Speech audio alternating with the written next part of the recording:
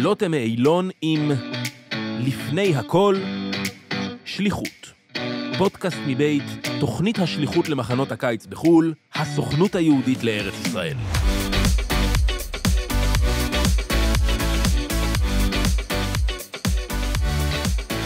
ברוכים הבאים ללפני הכל שליחות. הפודקאסט שמביא לכם את הסיפורים של מי שבוחרים ובוחרות לעצור את הכל ולצאת למסע בלתי נשכח במחנות הקיץ בצפון אמריקה. הפרק של היום הוא פרק מיוחד וקצר שצולם במהלך קורס ההכשרה של השליחים, בהמשך לפרק הקודם שבו אירחנו את דריה בחר. בשיחה עם דריה שמענו על הקשר העמוק שנרקם בינה לבין מחנה פמברוק בבוסטון, מחנה לבנות בלבד שהפך למשפחה שנייה עבורה.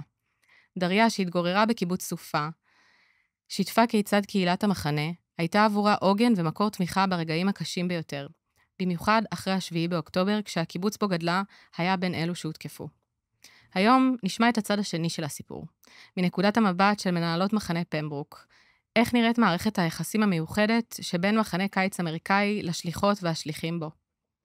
מה קורה כשאנשים שהם חלק ממשפחת המחנה פוגשים משברים בצידו השני של העולם, ואיך מנהלות מחנה קיץ הופכות למעגל תמיכה משמעותי עבור שליחה שעברה את אחד הימים הקשים בהיסטוריה של ישראל. בואו נצלול יחד אל המסע של דריה ומנהלות מחנה פמברוק לפני הכל שליחות. And today I have with me sitting here a few camp directors, and we will start today with Becca and Aimee from Camp Pembrok. If you haven't seen, then our last episode is where Drea interviewed and she told her story. She was talking about how much the community was there for her. And I want to ask you, and I know this year she came in, you know, like we talk about it and it sounds cliche to our first year shlichim that it's a home away from home and it becomes your home and this is a community. It's not just camp. It's not just what we call in Israel keitana, but it's actually like a community for these kids. And it a lot of time becomes that for our counselors. And, you know, Daria is from kibbutz Sufa, which is in the Gaza envelope. And she was, by then, like in October 7th, it was after her second summer already in camp.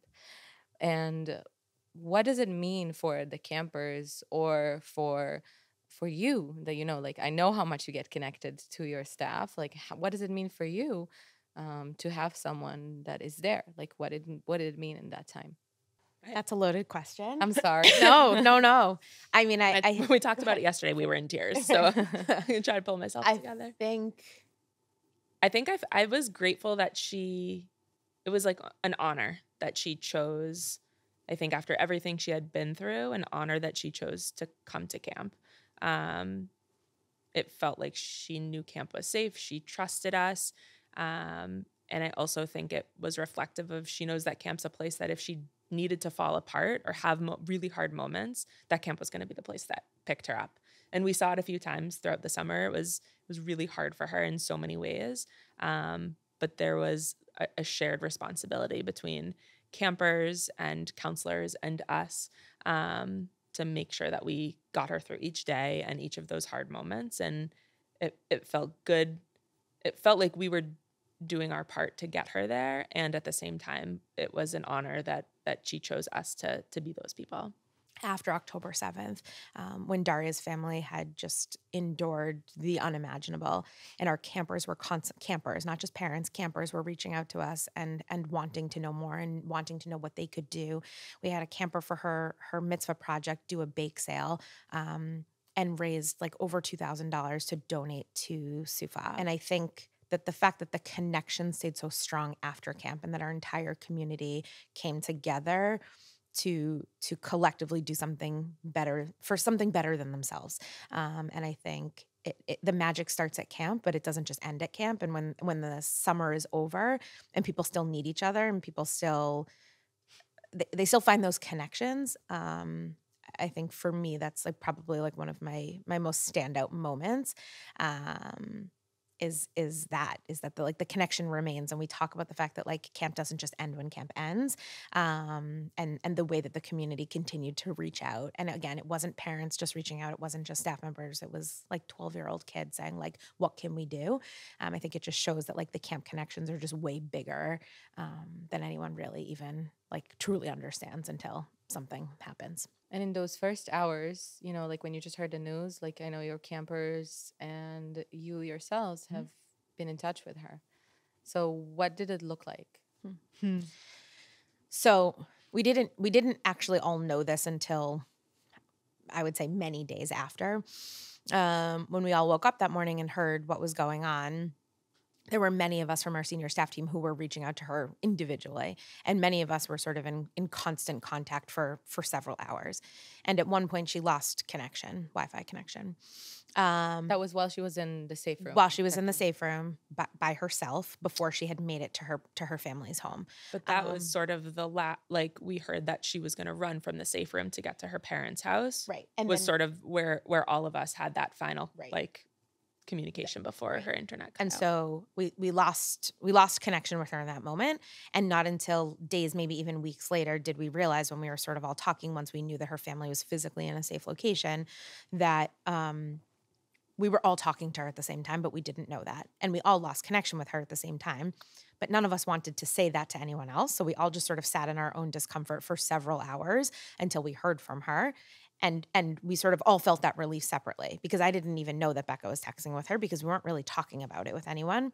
And when we all lost connection, no one said like, hey, have you heard from Daria? Because none of us wanted to worry anyone else, and none of us wanted to create any panic. So instead, what we found out is that we all just sort of sat in our own like inner horror for hours until we heard back from her. I think like those hours and those days and months and year plus later, I think it's always a question of like, is she okay? Where is her family? Where is her niece who's a baby? Like all of those things. But it was it was hard, because it was her and it was all of our other staff from years past that we were trying to reach out to. And when we didn't hear from one person, it was like, did they get called back up? Are they okay? And it's so loaded.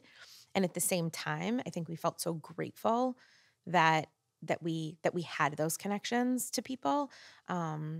And that we had people to check in on. And when you think about the relationships and why they're so important, they so quickly, like all of our staff, become like family. But the connection to our Israelis is just very different. And it's our connection to Israel and our connection to them, and being able to spend time at the seminar with them that really like enhances and intensifies that relationship in the best way possible. And all of a sudden, they become our family, they become our children. And it's like we had, I don't even know, 60, 70, 80 people that we were just constantly trying to keep tabs on and make sure that they were at least physically okay.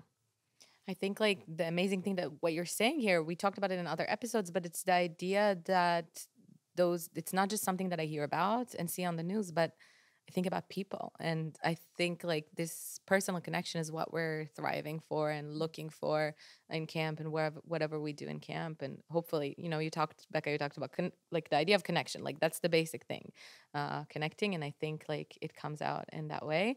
And I would like to ask you also, like this year you had a chance to meet Darya's family because she came with her.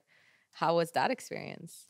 So last year, after the seminar, we actually had an opportunity to spend Shabbat with Darya's family in the apartment that they're living in Ramat Gan, which was, I don't even know if I talked at all the whole time, because I was just like in such awe. Darya is her mother through and through in every possible way. It's actually a little bit startling, like how much they look and act alike. And also it was it's like another piece to the story. I remember we asked, or we made a comment to either of her parents, like, your home is beautiful. And very quickly it was, this isn't our home is Sufa. Okay. And it was just this like other piece of the puzzle of like, they, you know, were not living in their home and they were experiencing this disconnect on top of this trauma. So there was so much of that too. It was another element to it. It wasn't just that October 7th happened and they were evacuated and that was the end of the story. The story is still going for them very much. But when she came to the United States and brought mom with her, that for us was cool because you could see it in her mom's eyes. Like, she now understood and could put the pieces together of like, all right, I get why my kid keeps flying away every summer to, are you crying? A little bit. Okay, I can't look in that direction. I get why my kid leaves every summer and goes to this community, because I think she got a little bit of a taste of that for that week that she was there, and saw that like her kid landed and there was, you know, a huge gaggle of people that just wanted to have lunch and have dinner and see her and pick her up from the airport and drop them off and borrow their car. Like, so much of that. And the first place she went with her mom when she came to the United States was to camp. Because she wanted to see the snow before it melted, because we were Daria expecting wanted warmer to weather. see the snow before it melted, but her mom wanted to see like kind of where it all happens. And the night before they left, I had my parents are very close with Daria and get the opportunity to spend a lot of time with Daria on her time off from camp. And so my parents had the opportunity to meet Daria's mom. And it was like, there was like nothing better. My mom was crying. My dad was crying. Daria's mom was crying. I had to walk away from the table. Like, it was really like, she just kept saying like, I feel like now I know her other family and her other parents. And it was like something, like such a connection.